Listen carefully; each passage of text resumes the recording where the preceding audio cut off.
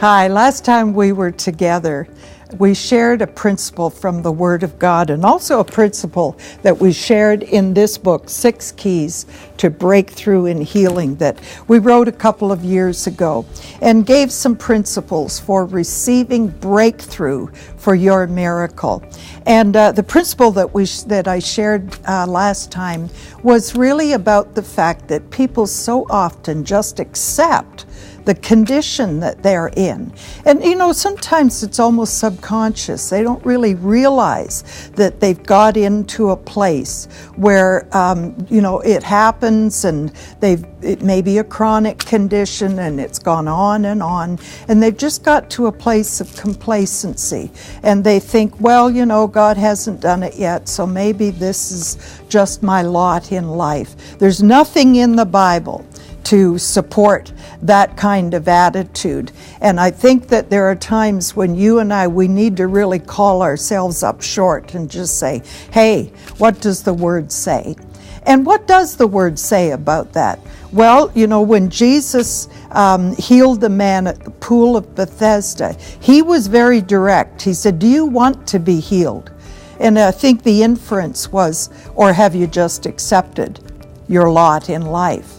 And the man gave some excuses, but Jesus in his mercy healed him.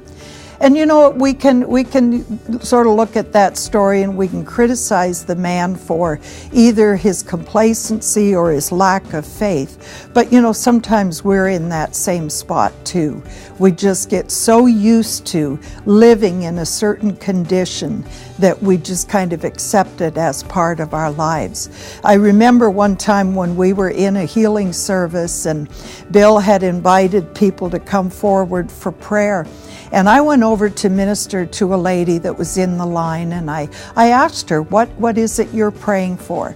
And she told me what her condition was, and I said, well, let's just believe God right now that you're going to be healed. Well, she looked at me like I had 3 heads, and she said, well, I've been prayed for years and years and years, and nothing has happened, and I've had the best of the best pray for me, and I'm still sick. Well, I thought when she said that, why would you even come forward if you're not expecting to be healed?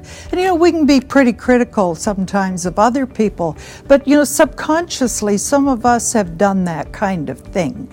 I know that there comes a point with some people, especially with chronic conditions, where it just becomes so much a part of their lives that they really subconsciously accept it. And I was guilty of that.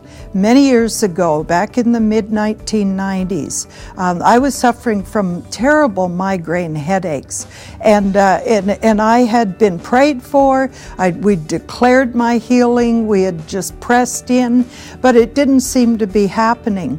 And I really had to come to the point where, am I going to just accept the fact that this is the way it is, or am I going to really press in and contend for my healing? And when you come to that place, you no longer just become complacent, but you go for it. You press in and you believe God until you see it happen. And I don't know what you're facing today, but I can tell you this, that the God that healed that man at the pool of Bethesda is the same God that heals today. The God that healed my migraine headaches many, many years ago, and I've never had one since.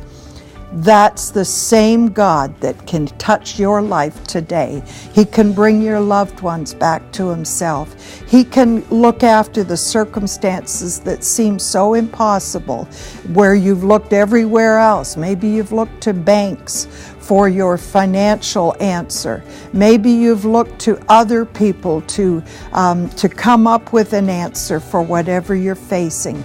Or maybe you've been looking to doctors or medication for relief from your condition.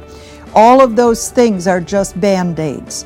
Let's look to the healer. Let's look to the miracle worker. Let's look to the man who can do the impossible, Jesus Christ, the same yesterday, today, and forever. And I agree with you right now. I stand in faith with you that you will receive your miracle today. God bless you.